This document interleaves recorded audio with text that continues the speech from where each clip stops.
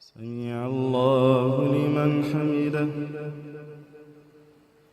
اللهم اهدنا فيمن هديت، وعافنا فيمن عافيت، وتولنا فيمن توليت، وبارك لنا فيما أعطيت، وقنا شر ما قضيت، إنك تقضي ولا يقضى عليك، إنه لا يذل من واليت ولا يعز من عاديت، تباركت ربنا وتعاليت، لا منجا منك إلا إليك.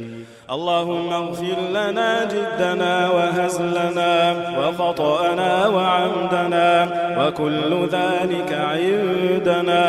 اللهم اجعلنا لك ذكارين، لك شكارين، لك رهابين، لك مطواعين، لك مخبتين، إليك أواهين منيبين.